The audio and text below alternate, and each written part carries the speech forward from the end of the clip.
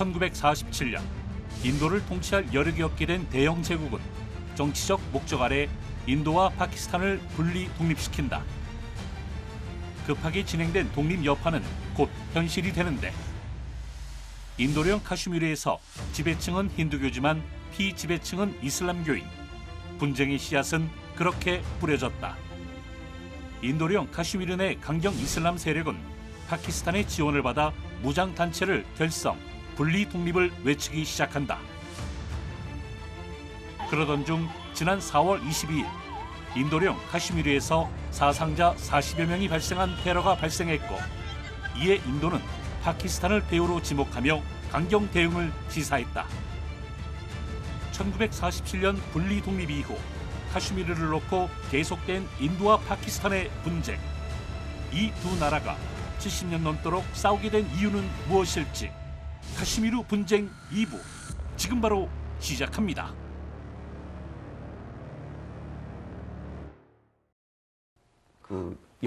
영국은 관계세 설정을 위해서 그렇게 하고 싶었지만 결국은 안 됐다라는 것인데 왜 뜬금없이 인도와 파키스탄은 전쟁을 1차 전쟁을 시작한 거예요? 그때 이슬람교가 북쪽에 많고 남쪽에 이게 많으니까 분리 독립할 때 폭동이 나고 도시에서 나가지고 숫자를 정확히 모르는데 수십만 명에 수백만 명이 맞아 죽고 막 그랬어요. 우리 분리 독립시켜달라라고 하면서 파키스탄의 이슬람 세력이 들고 일어났는데 아니 인도 각지에서 서로 이쪽 이슬람 쪽에서는 힌두교 두들겨 패고 여기서는 두들겨 패고 그 정도가 아니라 죽이고 여자들 끌고 가서 종교학살 같은 게 일어나는 네, 거군요. 대난리가 났죠. 네. 그러니까 영국도 입장을 바꿔서 차라리 분리 독립시키자고 해서 분리시켰더니 파키스탄이 독립하니까 인도에 있던 이슬람 교도들이 대거 파키스탄으로 이주해버렸는데 왜냐면 살 수가 없다 그래가지고 맞아, 여기다가 맞아 죽으니까. 그게 650만 명. 650만 명이 이사를 갔다고요? 그만큼 이 갈등이 커요. 여기다 카시미르가 딱 이렇게 파키스탄으로 떨어졌으면 차라리 어떻게 좀 영토가 깔끔하게 됐을 텐데 그 카시미르 분쟁이 났는데 영국 책임인 부분이 있어요. 그게 뭐냐면 1845년에 펀잡 지방에 이제 시크 제국이 만들어지면서 그때 이제 영국 분위기 시크들하고 싸우게 되는데 시크 제국이 져요. 그러니까 전쟁 배상금 이렇게 돈 내놓으라고 그랬는데 120만 루피를 달라. 그랬더니 야들이 못 주겠다 이런 거예요. 그러니까 영국이 잠무라는 번왕국 지역, 번왕국이 아니라 번연합체에다가 카시미르 지역을 75만 루피를 갖고 팔아버려요. 그래서 잠무 카시미르라는 게 생기는 거예요. 그러니까 영국이 이건 정말 대형 사고 친 거죠. 근데 잠무는 이슬람 지역이고 카시미르는 또 힌두교 지역이야. 그러니까요. 그 안에도 복잡한데. 근데 이게 이걸 팔아버리면서 잠무 카시미르 왕국이라는 게 생긴 겁니다. 제대로 이해했는지 한번 설명해 보겠습니다. 아프가니스탄이나 파키스탄 북부 쪽에서 내려온 세력들이 계속해서 인도를 압박하고 공격하고 오던 역사가 반복되고 있었어요. 그런데 영국이 무굴 제국 이후에 영국이 지배를 하면서 그냥 이제 그때까지는 어떻게든 뭐 그냥 안에 갈등이든 뭐든 영국이 지배하고 있었는데 영국이 이제 관계 개선을 하면서 이제 여기저기 분리 독립이 되기 시작했단 말이죠. 근데 시크 제국 니네들 우리한테 까불어 하고서 때렸는데 돈 달라고 하니까 안 주니까 잠무왕국 니네가 저 카슈미르 가져 75만 루피만 줘. 그래서 고맙습니다 하고 잠무 카슈미르 왕국이 탄생을 했어요. 그런데 이 잠무와 카시미르 연합인데 카시미르는 힌두교 지역이고 잠무는 이슬람 지역이었어요. 그러니까 지금 보는 잠무 카시미르가 이슬람하고 힌두교의 연합 국가예요. 여기는 그러니까 어떻게 보면은 매일매일 싸우지 않을 수가 없겠네요. 그렇죠. 네. 47년 영국이 떠날 당시에 그러면 이 지역 카슈미르 전반적인 이 왕국들은 어떤 결정을 내립니까? 그게 좀 애매해요. 왜냐하면 그들이 종합된 의견이 있었다라는 게 거의 없고요. 그런데 대부분의 연구자들은 어떻게 이야기를 하냐 하면은 현상유지, 즉 영국 쪽으로도 가기 싫고 파키스탄 쪽으로도 가기 싫고 그냥 현상 유지를 하면서 자신들의 이득을 보고 싶었다라고 이야기하는 분들이 많습니다. 이 왕국 연합의 대표 왕국도 있는 거예요? 그 대표 왕국이라는 것도 잠무와 카시미르라는 두 개가 있는 거예요. 두 개로 있는 네, 거예요. 그 잠무에다가 카시미르를 팔아버렸잖아요. 근데 카슈미르라는 왕국이 버젓이 있는데 영국이 75만 루피의 딜? 그러니까 잠무가 콜. 그래서 그러니까 먹어버린 거예요. 이거를 전에도 말씀드렸지만 병합이 아니고 제국이라는 건 얼마든지 옆에다가 올려 씌울 수가 있다니까요. 그러니까 이것도 연합체, 이것도 연합체, 그 연합체의 상위 연합체 이렇게 가는 거죠. 뭐 이미 어느 정도 살아오면서 벌써 질서가 유지된 상태고 사실은 그 안에서 예, 그 외부인들은 아무도 이야기하지 못하지만 인도와 파키스탄인들은 나름대로의 질서가 있다고들 이야기를 합니다. 그리고 아까 말씀 나왔던 번국이 독립됐을 때 내가 어느 쪽으로 가기 힘들다라고 결정한 거는 저는 개인적으로 이해가 가요. 일루 가도 내부에서 분명 반대 세력이 들고 일어날 거고 절루 가도 반대 세력이 들고 일어날 거고 그러면 그냥 일단 우리끼리 어떻게든 그렇죠. 각 마을 단위로라도 알아서 하자. 이런 상태였던 거잖아요. 게다가 인도는 영국 영이었을 때도 인도라는 이름을 가지고 있었고 신생국인 파키스탄은 신생 독립을 했지만 이들이 어느 정도 파워가 될지 모르지 않았습니까? 네. 그러니까 당연히 독립되자마자는 잠깐 시간을 보고 우리가 어느 쪽으로 붙는 게 더 이득일까 살펴보고 싶었을 것 같아요. 여기는 분쟁이 일어날 수밖에 없는 곳입니다. 예. 잠무 카슈미르에 이슬람교도도 있고 힌두교도도 있고 뭐 이런데 이쪽이 이 인도 쪽에 붙어버리면서 굉장히 큰 갈등이 일어날 수밖에 없는데 어떤 계기로 촉발이 돼서 시작된 게 1차 전쟁입니까? 예, 1947년 10월에 카슈미르에서 파키스탄 지역민들의 지원을 받은 피지배층이 공기를 일으킵니다. 이 사건으로 사실은 잠무 카슈미르 지방 국가가 인도 쪽에 붙는 그 계기가 되는데요. 이들이 그럼 피지배층이 그냥 공기만 한 거냐? 사실 아니었어요. 파키스탄 정부에서 이 지역을 파키스탄 영으로 만들기 위해 파키스탄이 독립할 때부터 군사작전급으로 작전을 진행을 합니다. 즉 봉기는 봉기대로 난 거지만 파키스탄이 지원을 했다라는 게 인도 쪽의 주장이에요. 봉기군이 공격을 했는데 그럼 지역에 군이 있었을 거 아닙니까? 그래도 번국인데. 그래서 지역군을 상징하는 게 하라싱 왕자로 대표되는 지배층의 군대예요. 그런데 이들이 이 봉기 자체를 막을 힘이 없었던 겁니다. 그래서 인도 쪽에 당신네들이 우리를 좀 보호해줘라고 이야기를 합니다. 그랬더니 인도에서 그러면 인도령으로 들어오는 조약에 서명을 해라. 그러면 우리가 군대를 보내서 지켜주겠다. 그러니까 하라싱과 지배층은 지금 당장이 급하니까 그럼 일단 우리가 인도 쪽으로 들어가는 걸로 할게 라고 했죠. 근데 또 국민들은 반대했어요. 국민들이 반대하니까 일단 급한 불 끄고 나중에 국민투표로 해가지고 다시 한번 그때 정리하자라고 된 거죠. 이게 바로 1차 인도 파키스탄 전쟁의 불씨가 되는 겁니다. 10월 21일 아자르 카슈미르의 주도인 무자파라바드에 파키스탄이 지원하는 파슈툰 민병대가 공격을 가합니다.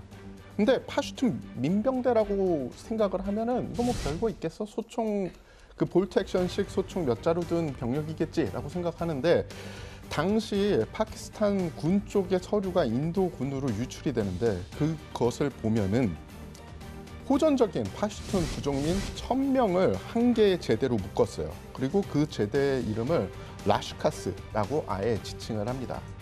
그들만 가지고 군사작전을 했냐? 아니면 파키스탄군 소령 1명, 대위 1명, 그리고 10명의 부사관이 그 작전 제대에 붙습니다. 그래서 그 민병대라고 얘기하지만 실질적으로는 거의 군대 같은 조직들이 잠무와 카슈미르 지역을 확보하기 위해서 비정규전을 펼치게 되는 거죠. 작전명까지 있었어요. 심지어 오퍼레이션 굴마르라는 작전명이 있었는데 그러면은 최고 보안을 요하는 이 작전 문서가 어떻게 인도군까지 네. 갔냐 이게 궁금하시죠. 이게 어떻게 보면 또 다른 전쟁의 이유입니다. 인도와 파키스탄이 독립을 했을 때 그냥 자 독립해 지금부터 그리고서는 나눴어요. 영국은 물러선 거나 마찬가지예요. 그래서 당시 영연방의 인도군 내에는 파키스탄 쪽 병력들도 있었고 영국 쪽 병력들도 있었던 거죠. 즉 작전을 짰을 때 너도 있고 나도 있고 걔도 있고 그쵸. 걔도 있고. 제 옆에 있는 참모가 내일 이 서류를 들고 어디로 갈지 저쪽으로. 모르는 그런 상황이었어요. 네. 그런 혼재된 상황에서 이 작전을 계획이 유출이 됩니다. 그래서 자기들이 서로 지휘관들이 다 영국 사람들이어가지고 급하니까 서로 막 연락하고 그랬대. 야, 이거 어떡하지? 뭐 전투를 하긴 해야 되는데 어떻게 좀 슬슬 못하냐? 뭐 이런. 그래서 작전 계획을 보면은 약 2만 명의 병력이 동시다발적으로 잠무와 카슈미르를 공격해서 잠무 카슈미르를 파키스탄 영으로 만든다라는 거였습니다. 네. 당연히 계획된 군대에게 뭐 아무리 번국의 군대라고 해도 준비가 안 된 하라싱의 군대는 적수가 될 수 없었죠. 전력차가 있는 것도 물론이고 하라싱의 군대 역시 무슬림과 힌두교가 산재된 군대였어요. 전투가 벌어지자 무슬림이었던 병력들은 오히려 민병대 쪽에 가담을 하게 됩니다. 그래서 막을 수가 없었던 하라싱의 군대는 인도군에게 지원 병력을 보내달라고 하는 거죠. 그래서 인도군에서는 당시 최정예였던 두알란지 라이 중령이 지휘하는 시크 연대 1대대 병력을 급파를 하게 됩니다. 인도군은 카슈미르의 주도인 스리라가르의 방어를 확충을 하고 공격을 해오던 민병대를 격퇴를 하게 돼요. 그리고 우리와 바라물라를 탈환합니다. 당시 민병대는 여러 곳을 공격하고 있었는데 푼치라는 지역은 포위에서 공격을 하고 있었습니다. 그래서 인도군이 푼치까지 진출을 해서 민병대와 교전을 하고 있었고요. 그리고 이 와중에 민병대에게 점령된 미르푸르에서는 참사가 벌어집니다. 바로 힌두교 여성들을 납치를 해서 파키스탄의 매춘굴로 판 사건인데요. 그래서 현지 여성들이 팔려가기 싫으니까 자결을 하게 됩니다. 그런데 그 규모가 어느 정도 되냐 하면은 미르푸르에서 살고 있던 약 2만여 명의 비무슬림들이 이 사건으로 사망을 했고요. 추가로 2,500여 명이 납치되는 그런 참사가 벌어지게 된 거죠. 이러면서 1차 전쟁이 지금 시작이 됐는데 굉장히 많이 밀린 상태에서 인도의 정예군이 들어갔단 말이죠. 자, 이 이후의 상황은 이제 한번 들어보겠습니다. 예. 그래서 민병대는 계속 주요 거점을 공격을 하고 파키스탄군은 그 민병대를 지원을 합니다.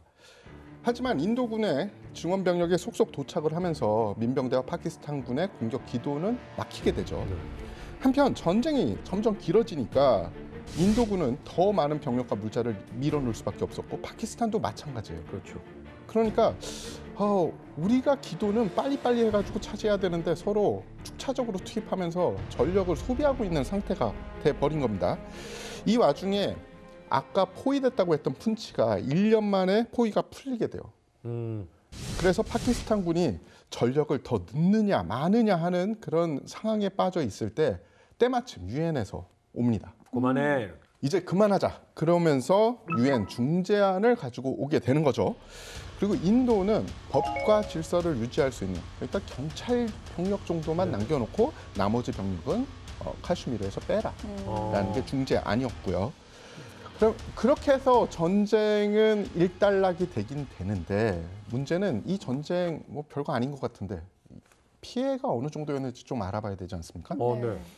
민간인 피해는 통계가 서로 너무 상이에요. 지금 제가 인도 파키스탄 전쟁에 대해서 말씀드릴 때 첫 번째로 말씀드려야 될 게 인도 측 기록과 파키스탄 측 기록 그리고 심지어 카슈미르 현지 기록이 너무 상이에요. 숫자가 너무 다르기 때문에 어떤 숫자가 정확하다고 말씀드리긴 힘들어요. 네. 셋 다 안 정확할 것 같아요, 내 생각에. 그래서 아주 보수적으로 조금 작지만 조금 문제가 있을 수는 있다라는 걸 먼저 네네. 말씀드립니다. 군 병력만 봐서 인도군이 총 1,100여 명이 전사를 하고 3,100여 명이 부상을 당합니다. 파키스탄군은 정규군만 1,000여 명이 전사를 하는데 민병대 병력, 그러니까 파슈툰 병력까지 포함을 하면은 전사자 숫자가 6,000명까지 올라가요. 그리고 14,000여 명이 부상을 당하게 됩니다. 사실 전쟁이 끝났을 때 카슈미르 지역 주민들의 의사에 따라서 이 투표가 바로 진행이 됐었어야 돼요. 아니 근데 일단 왕국이 영국한테 가서 도움을 요청했고 영국은 니네 그럼 이제 우리 밑으로 들어와야 돼라고 했는데 주민들이 반대할 수도 있으니까 그건 나중에 투표하자라고 얘기는 했었잖아요. 근데 이 투표를 안 해요? 전쟁이 끝나면 네. 이제 투표가 오겠지. 그리고 우리가 우리 의사대로 정할 수 있을 거야라는 꿈을 꾸고 있었겠죠. 하지만 결국 투표는 이루어지지 않게 됩니다. 어. 그리고 그때 정해져 있던 그 라인이 실질적인 통제선, 국경선이 되는 거예요. 그래서 인도가 카슈미르, 잠무, 라다크를 포함한 잠무 지역을 가져가게 됩니다. 네. 그러니까 통칭해서 카슈미르 전역에서 3분의 2가 인도 쪽에 들어가는 거고 네네. 나머지 3분의 1이 파키스탄 쪽에 들어가는 거라고 보시면 되는데 유엔의 중재안에 따라서. 예. 근데 이 이후에도 계속 투표 얘기가 나오는데 투표가 한 번도 이루어지지 않아요. 그 이유가 뭐냐 하면 지배층과 피지배층인데 피지배층의 인구가 언제나 많잖아요. 네. 그럼 피지배층이 무슬림이고 지배층이 힌두교면 동일한 투표수로 투표를 하면 어떻게 되겠습니까? 그러니까 이 1차 전쟁뿐만 아니라 이후에도 계속 투표로 해서 해결하자, 해서 해결하자라고 하지만 상호 간에 조건이 맨날 안 됩니다. 어떤 때는 무장 해제에 대한 이 수준이 맞지 않는다. 어떤 때는 표는 어떻게 줄 것이냐. 결국 투표가 이루어지지 않아서 이후에도 계속 불씨로 남게 되죠. 그 지역 차가 너무 심해서 이게 꼭 다수결이 좋은 게 아니라 그렇죠. 예를 들면 이쪽 집은 90%가 파키스탄 가자, 옆 동네는 인도 가자 뭐 이랬으면 뜯어서 나눌 거냐고. 그렇죠. 결국 다 불평스러운 게 또 문제가 생겨요. 그렇죠. 그리고 근거가 돼요. 우리는 90%가 반대했는데 네. 왜 저쪽으로 가야 되니? 그러니까 이게 범주를 어떻게 잡느냐 또 골치 아픈 거죠. 화약고니까 네. 화약고 열지 말자. 그렇죠. 그렇게 되는 네. 거죠. 제가 이게 옳다는 게 아니라 이런 문제가 생긴다는 거예요.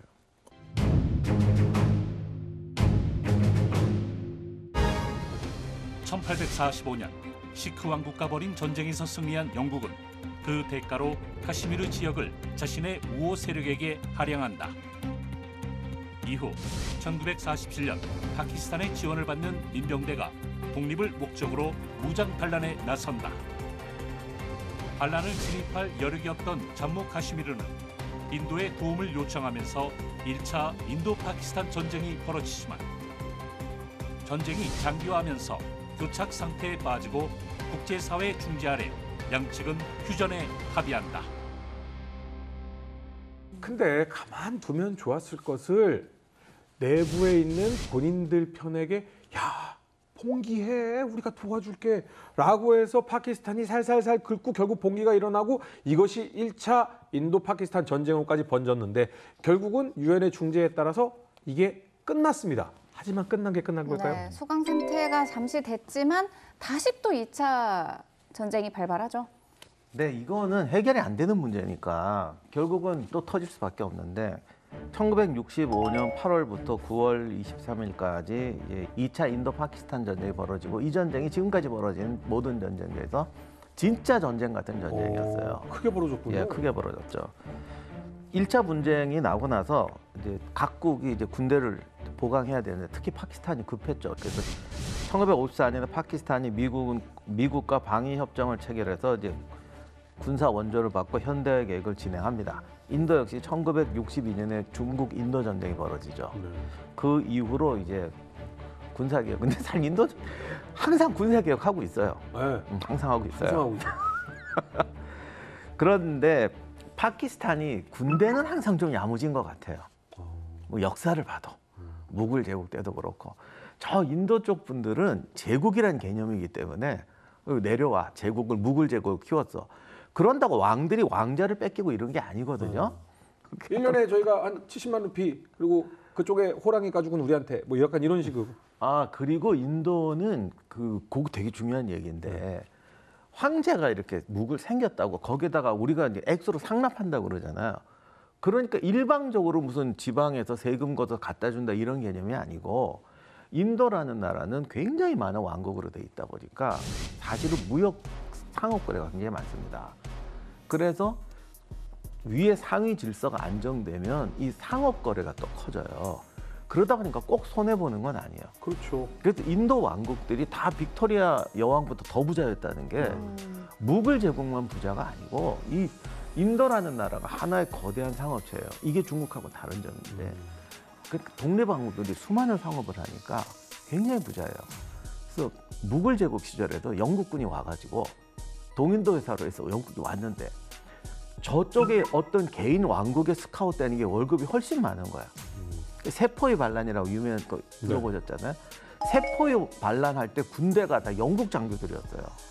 퇴역하면 월급 2배, 3배 받고 인도 왕국으로 들어가요. 그러니까 인도라는 나라는 대영 제국 치하에도 우리가 생각하는 식민지구조가 좀 많이 달라요. 그래서 이런 상업 거래 같은 게 계속 있다 보니까 군사 이런 것도 각 왕국별로 했거든요. 그러니까 인도는 지금까지도 군대가 통일성이 나올 수가 없어요. 파키스탄은 미국과 협정을 맺고 여러 가지 체계적인 군사 개혁을 이루어. 그런 면에서는 파키스탄이 오히려 더 야무지게 인도는 체계적이었던 것 왕국별로 같아요. 스스로가 자생적인 군사 개혁을 하고 있었고. 건드리죠. 인도로 가서 공격을 해요? 아니면 그냥 카슈미르에서? 그래요? 카시미르죠. 그래서 65년 1월부터 파키스탄군이 인도령 카시미르에 위력 정찰을 하기 시작했고. 위력 정찰을. 근데 왜냐하면 아까 기자님도 말씀하셨지만 카시미르 내에서 봉기가 나고 그거를 해결하기 위해서 투표를 하면 자기한테 유리하다고 생각한 거죠. 그렇죠, 인구 파키스탄. 구성으로 봐서. 그래서 이제 초소를 막 건드리기 시작해요. 작전은 그거였던 것 같아. 그래서 국제 여론을 일으켜서 이렇게 되면 이건 당연히 우리 거다. 그렇게 생각했던 것 같아요. 민족 자결주의에 의해 스스로 독립하길 원하는 국민들이 투표를 하고자 하는데 그걸 해줘야 되는 거 아니냐? 그렇죠. 다 그러니까 자기 편이라고 생각하는 거야. 봉기 이번 것도 똑같은 거죠. 봉기가 나면 우리 거다. 인도는 봉기가 나면 쟤네 거다. 이렇게 되는 거죠. 그래서 65년 6월에 영국 총리가 설득을 해서 협정을 맺었는데 이게 뭐냐 국제재판소에 가자는 거였어요. 근데 국제재판소가 진짜 웃기는 건데 그 판결은 아무 강제력이 없어요. 지금도 그래요. 국제조약은 강제력이 없잖아. 맺어놓고 내가 지키는 거야. 나 자신과의 싸움이네요. 아니, 그러니까 왜 맺는 거예요? 근데 좀 이해가 안 가는 게 파키스탄에서 봉기가 나면 유리한 것을 생각해서 위력 정찰을 함으로 해서 계속해서 우리 파키스탄이 너희를 응원한다라는 메시지를 보냈고 인도는 그것에 대해서 야, 너희 그만해. 이게 국제재판소로 간 거예요? 아마 카시미르 국경을 국제재판소에 맡기자고 했던 거죠. 그래서 맡겼는데 예상과 달리 인도 쪽이 유리하게 나왔어요. 그래서 1968년에 판결이 나왔는데 파키스탄 요구치의 10분의 1도 안 되는 면적이 나왔어요. 9,100평방킬로미터를 우리 땅이라고 요구를 했는데 780평방킬로미터가 나왔어요. 그러니까 1차 전쟁이 끝나고 실질적 통제선이 그어졌다고 보면 되는데, 그러니까 뭐 그때 당시는 국경이죠. 그런데 그게 명확하게 그어진 게 아닌 거죠. 그러니까 서로 간에 불화가 있을 수밖에 없습니다. 저기는 우리 거 아니야? 여기는 우리 거 아니야? 그리고 실제로 가 보면 그 땅이라는 것 자체가 이렇게 칼로 그렇죠. 나누듯이 나눌 수가 없는 없죠. 땅이 많아요. 반대로 얘기하면 파키스탄에 유리하게 나왔으면 인도가 불만이 없겠죠. 네. 불만을 가진 파키스탄은 행동에 나섭니까? 그렇죠. 파키스탄은 행동에 나서는데 계기가 몇 가지 있습니다. 아까 박사님이 말씀하신 그 모든 것이 당연히 있고, 또 하나가 1962년 인도와 중국이 전쟁을 해요. 중인 전쟁이 벌어지는데 인도군이 잘 싸울 것 같았거든요. 근데 의외의 졸전을 보여줍니다. 나는 지금까지 인도군이 졸전 아닌 걸 보여준 전쟁을 본 적이 없어. 그래서 그러지 마요. 영국과의 전쟁. 언제? 영국과의 독립전쟁. 제가 정말 델리 박물관 가서 너무 감동받았어요. 무기가 나 세상에 이렇게 휘황찬란한 무기는 처음 봤어. 박사님 인도 입국 금지당하십니다. 그러니까 괜찮겠어요? 모르겠어요. 요새 설마. 이런 거 다 자막이 괜찮아 안 볼 거야. 다국어로 잊어버려. 돼서. 괜찮아 안 본다니까. 그래서 인도군이 졸전을 보이니까 파키스탄군은 자신들이 군사 개혁도 한 데다가 이 정도면 우리가 붙어서 잠무 카슈미를 우리가 다시 가져올 수 있겠다라고 생각을 한 겁니다. 그러면서 다시 작전을 만들어요. 이분들 작전 만드는 거 좋아하시는 것 같아요. 작전명이 지브롤타. 근데 작전 방식은 1차 전쟁 때 작전하고 비슷해요. 먼저 현지의 민병대를 봉기시키고 파키스탄이 그 조직을 외곽에서 지원하는 걸로 작전을 구성을 합니다. 그 작전을 1965년 8월 실시를 해요. 실시를 하는데 이번에는 봉기할 인원들이 대부분 벌써 파키스탄 쪽으로 빠진 뒤였죠. 그래서 내부에서 그다지 호응이 크지 않았어요. 그렇기 때문에 군사작전 자체를 파키스탄 군의 단독 작전으로 변환시킵니다. 이러면 전쟁이죠. 그렇죠. 그런데 그럼에도 불구하고 이들은 대의를 그래도 노렸던 거죠. 내부에 있는 무슬림들을 우리가 도와주러 이번 군사작전을 시작했다. 이게 그들의 큰 그림이었습니다. 이렇게 해서 다시 카슈미르에서 전쟁이 발발하게 되는 겁니다. 자, 어쨌든 내부 봉기 세력이 강한 게 아니라 파키스탄이 이제는 쟤네들 우리가 해볼만 하겠는데 라는 생각으로 들어갔기 때문에 이것은 바로 전쟁, 전면전으로 이어질 가능성이 굉장히 높아졌네요. 그렇죠. 이제는 양국 군대가 정규군이 맞붙어서 싸우는 그런 네. 그림이 나올 수밖에 없었어요. 처음에는 파키스탄군이 인도군이 별로 없는 아크누르 지역을 공격을 합니다. 당시 그 지역에 인도군은 보병이 4개 대대 정도 있었고 그리고 전차가 7개 편대 정도 있었습니다. 반면에 공격을 하는 파키스탄군은 8개의 보병대대와 그리고 6개의 전차 부대로 구성돼 있었어요. 수적으로 전력적으로 파키스탄군이 당연히 강할 수밖에 없었죠. 압도적이네요. 네. 그래서 인도군은 그대로 방어선을 유지하면은 당연히 자신들이 물리칠 수 없기 때문에 방어선을 아예 뒤로 미룹니다. 그러면서 2개의 전선을 열게 돼요. 편잡주를 공격을 해서 파키스탄군을 군 전력을 분산시키는 전략을 쓰는 거죠. 이에 위기를 느낀 파키스탄군이 카슈미르 쪽의 진격을 중단합니다. 그러면서 아크누르 점령을 하는데 실패를 하게 되죠. 1965년 9월 인도군 제15 보병사단과 7사단이 동원이 돼서 두 방향으로 펀잡 주요 도시인 라호르를 공략을 합니다. 15사단은 파키스탄군의 방어에 막혀서 진격이 둔자가 돼요. 그런데 라호르로 진격을 한 7사단은 그 지역을 방어하던 파키스탄군이 소수였기 때문에 신속하게 진격을 하는데 성공을 하게 됩니다. 이게 전쟁 지도를 보면은 카시미르에서 싸운다 그러면 어떻게 보면 분쟁에 가까운 거예요. 네. 근데 지금 박 기자님 말씀하신 거는 이건 완전 전면전이에요. 이게 지도를 보면은 파키스탄 북쪽으로 이렇게 카시미르가 이렇게 올라가 있단 말이에요. 근데 진짜 국경은 저 남쪽에 이렇게 수직을 있거든요. 여기를 뚫고 올라간 거예요. 근데 제가 아까 파키스탄하고 북인도 지역은 의외로 가깝다라고 했는데 요 국경에서 이슬람마바드까지 300km가 안 됩니다. 그러니 이 인도 파키스탄 전쟁 그러면 우리는 넓게 생각하는데 굉장히 좁은 지역에서 지금 벌어지는 거고 지금도 도로를 보시면 딱 라오르에서 경부고속도로 중부고속도로 같이 이렇게 쭉 해가지고 이슬람마바드까지 그대로 갑니다. 그러니 라오르를 뺏기면 그냥 문이 열리는 거예요. 그러니까 그야말로 대부대가 제대로 붙는 전쟁이 벌어진 거죠. 인도군이 이렇게 밀고 들어오니까 파키스탄군은 위기감이 감돌 수밖에 없었죠. 그래서 진격해오는 인도군을 막기 위해서 항공 전력 그리고 포격을 동원을 합니다. 일부 성공해요. 성공을 해서 인도군의 진격을 늦춥니다. 하지만 인도군은 피해를 감수하면서 계속 진격을 했고요. 제18 기병 연대가 결국 9월 11일에 브루키를 점령하는 데 성공을 합니다. 인도군이 라호르에서 49km까지 진격하는 데 성공을 하게 된 거예요. 하지만 파키스탄 군도 필사적으로 반격을 하는데 전쟁 자체의 큰 흐름을 바꾸기는 약간 부족했습니다. 필사적으로 방어를 해야죠. 300km 가면 수도인데 50km가 뚫렸는데. 그렇죠. 예. 9월 9일 인도 제1기갑사단은 파키스탄형 펀잡 주요 도시인 시알코트를 점령하기 위해서 진격을 하고요. 이들이 파키스탄 제6기갑사단과 필로라에서 조우를 하게 됩니다. 4일간의 전투 끝에 인도군이 파키스탄군 전차 60여 대를 파괴하면서 파키스탄군이 필로라에서 퇴각을 하게 돼요. 인도군의 손실은 인도군 주장으로 6대만 손실을 했다라고 이야기를 하고 있고요. 강력한 공격이네요. 근데 이 숫자는 정말 못 믿겠어.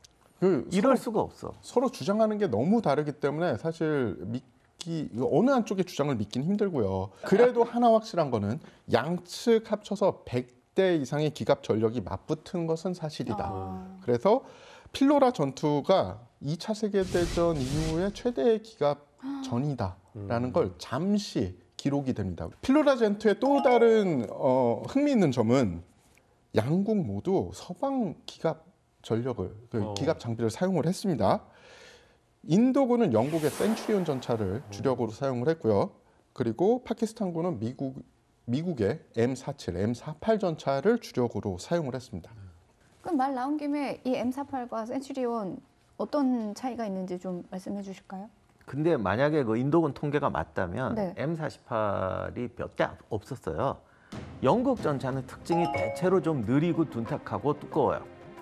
얘들이 원래 그 보병 전차를 좋아해가지고.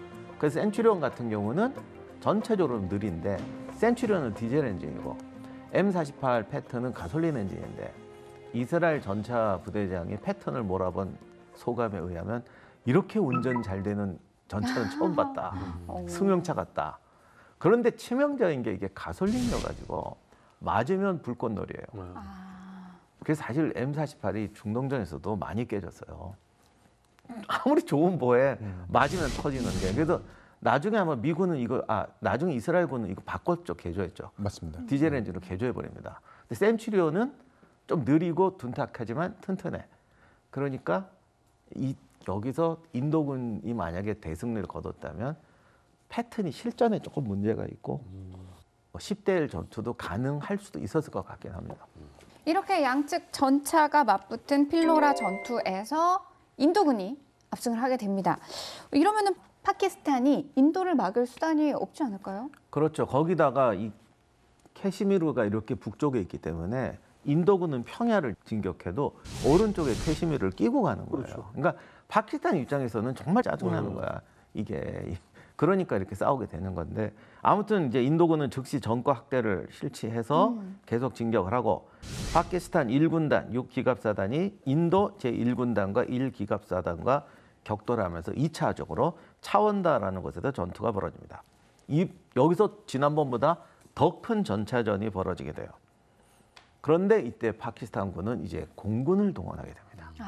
평야의 전차전에서 이게 또 공군이 등장하면 이게 또 전차 성능 중요하지 않죠. 말이 달라지죠. 그리고 이거는 완전 정말 평야지대거든요.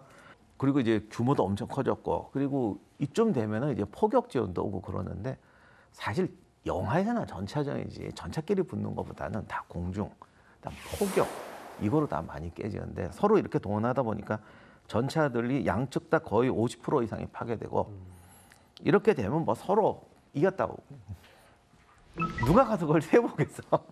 서로 너희들 전차의 무덤이다. 우리가 이겼다라고 주장하게 되는데 중요한 건 엄청나게 큰 전선이 열렸다는 거죠. 자, 그리고 이렇게 되니까 인도군의 최대 장점은 물량이거든요. 물량 많은 데는 두 가지 방법이 있어요. 한 지점에 대량으로 투입하는 게 있고요. 전선을 확대하는 방법이 있습니다. 인도는 어떤 방법을 썼을까요? 전선 확대 오, 아니에요? 이게 알고 한 거 아니죠? 아닌데 맞추는데 기분이 별로 안. 자 오늘 약간 인도 느낌. 인도군이 확실히 이런 실전 능력 같은 게 좀 떨어지다 보니까 같은 지점에 다량의 병력을 투입했을 때 상대가 우리보다 조금이라도 더 효율적인 군대라면 비효율이 늘어나게 됩니다. 그러니까 이럴 때는 다른 곳에 여는 게 좋아요. 그래서 펀잡 지방 아래 또 평야지대가 하나 있어요. 그게 라자스탄이라는 데인데 이쪽으로 이제 전선을 열게 되게 돼요. 근데 여기는 그 농토지대가 아니고 좀 땅이 안 좋은 지대입니다. 그러니까 이쪽으로 막 밀고 독일군이 뭐 어디 진격하듯이 북아프리카 전선 같은 게 열린 거죠. 이렇게 되니까 파키스탄이 민병대를 동원해서 게릴라 작전으로 인도군을 괴롭히는 방식으로 나가게 돼요. 그런데 인도군이 항상 게릴라전에 약합니다. 왜 갔어요? 왜 확대했대요? 거기까지는 정확한 거죠. 이런 이유로 확대를 하는데 네. 하나만 달고 둘을 모른 거지. 그래서 이제 근데 전차 부대의 돌격을 민병대가 막아요? 민병대라고 하는 게 조금 애매한 게 사실은 군수 지원은 다 정규군에게 받기 때문에 활용면에서 있어서는 정부군에 뒤진다라고 이야기하기는 좀 힘들 수도 있어요. 전에 러시아 정규군이 아프가니스탄 가서 탈레반한테 그렇게 박살났잖아요. 동네를 잘 아는데 게다가 전차를 파괴할 수 있는 대전차 화기까지 있다. 그러면은 막을 수가 있겠죠. 전선을 확대했던 인도군의 두 번째 돌격도 실패로 무위로 돌아간 거네요. 그죠. 그런데 파키스탄 입장에서는 그래도 자신들이 준비하지 않은 지역을 계속 인도군이 치니까 그 압력을 뺄 필요가 있었죠. 그래서 파키스탄도 인도령 편잡 지역을 공격을 합니다. 그래서 암리차르와 잘란다르 사이에 있는 전략적으로 중요한 다리를 점령하기 위해서 캠카란을 향해서 공세를 펼칩니다. 하지만 인도 제2독립기갑 여단이 그들을 늪지대로 유인을 해요. 게다가 한밤중이었기 때문에 파키스탄 군은 그 매복지로 고스란히 들어옵니다. 그렇게 돼서 인도군에게 난타를 당하게 되죠. 인도군 주장으로는 100대 이상의 파키스탄 기갑 장비가 파괴됐다. 그리고 이 전투에서 인도군이 승리했다라고 인도군은 주장을 합니다. 네. 기갑 차량이 어느 정도 파괴됐는지 그 수치는 아직도 정확하게 말씀드리긴 힘들지만 이 전투 이후로 파키스탄이 인도령 편잡으로 진출하는 그런 행위가 중지됐어요. 그래서 말씀드린 이 전투와 박사님께서 말씀하신 그 전투가 2차 인도 파키스탄 전쟁의 기점이라고 볼 수 있고요. 몇 주 동안의 전투에서 양측 병력 수천 명이 사망하고 전쟁 자체가 이제 교착에 빠지게 됩니다. 근데 파키스탄군은 인도의 기갑 전력을 그래도 공군을 동원해서 막고 했는데 인도도 공군력이 있잖아요. 그래서 또 공중전이 벌어지는데 이번에도 지금 공중전 때문에 난리가 났지만 물량은 인도가 많은데 공군이 또 중국을 또 견제하기 위해서 저쪽에 많이 배치가 돼 있어가지고 그렇게 공중전에서는 숫자적 우위를 크게 못 누렸대요. 네. 그런데 이제 중요한 게 이 당시 기준만 봐도 전투기라는 게 전투기만 좋다고 좋은 게 아니고 조종사 실력이 중요한데 이때는 파키스탄군이 훨씬 조종사 실력이 좋았답니다. 그래서 양쪽 공중전이 꽤 크게 벌어졌어요. 수십 대가 격추됐는데 파키스탄이 한 20대 정도, 인도가 한 60에서 70대 정도 손실을 본 걸로 추정이 되고 있습니다. 지금 말씀들을 좀 조합해 보면은 결국 또 시간 끌기, 애꿎은 병력만 손실되고 있는 그런 상황이 계속 이어지고 있는 느낌인데 이쯤 되면 이제 또 전쟁 그만해야 되는 거 아닙니까? 그렇죠. 이쯤 되면 또 나오는 존재가 유엔이죠. 네. 예. 이 양상을 보면 이들이 전쟁을 어느 정도 하다가 끝날 때쯤 되면 유엔을 기다린다라고 생각할 수도 있어요. 빨리 좀 와봐봐. 쳐다보고 있어요. 네. 그리고 유엔에서 여러 전쟁에 중재를 했지만 이렇게 휴전 협정이 그래도 빨리 이루어지는 게 이 두 국가 말고는 별로 본 적이 없는 것 같습니다. 기다린 거 맞네요. 아 근데 이거는 정말 중요한 게 있는데 네. 인도 파키스탄 전쟁은 상대를 정복한다거나 수도를 함락시키거나 이런 목표가 애초에 없어요. 이게 제일 큰 문제예요.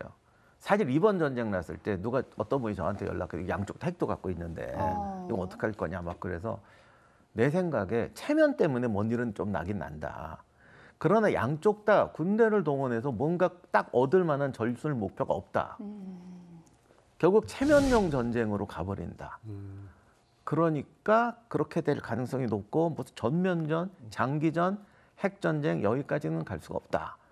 근데 지금도 그렇게 되고 있잖아요. 그죠. 그래서 1965년 9월 22일 유엔 안전보장 이사회에서는 양국의 즉각적이고 무조건적인 휴전을 촉구하는 결의안을 만장일치로 통과를 시키게 됩니다. 다 아는 거지. 근데 결과는 더 놀랍습니다. 바로 다음 날 전쟁이 종료가 됩니다. 받아들인 거예요, 양국에서. 양측은 영토 전체에 대한 영유권을 주장하면서 서로 우리가 승리했다라고 주장을 합니다. 1965년 9월 23일 적대 행위가 끝난 뒤에 인도는 시알코트 지역에서 약 518제곱킬로미터의 파키스탄 영토를 점령하고 있다라고 주장을 하면서 우리가 그렇기 때문에 승리했다라고 이야기를 했는데 실질적으로 그 땅을 살펴보면 518제곱킬로미터가 아니라 한 460제곱킬로미터 정도 된 거예요. 그래서 인도가 점령하고 있던 그 지역은 1966년 1월 타슈켄트 선언에 의해서 파키스탄에게 반환하게 됩니다. 다음 이야기. 유엔 안전보장 이사회 결의안을 통해 휴전한 인도와 파키스탄은 6년 뒤인 1971년 동파키스탄 독립전쟁을 계기로 다시 한번 충돌한다. 전쟁 발발 직후 인도군이 개입하게 되자 파키스탄은 2주 만에 항복 문서에 사인하며 3차 전쟁은 끝이 난다. 이후 카슈미르에는 지배층의 정권 존립을 위한 부패가 일어나고 이에 분노한 단체들이 파키스탄의 지원을 받으며 무장 활동을 펼치게 된다. 이렇게 시작된 카슈미르 내 지배층과 피지배층 간의 갈등은 90년대부터 지금까지 이어지게 되는데 끝나지 않는 분쟁의 땅 카슈미르 분쟁 3부 많은 시청 바랍니다.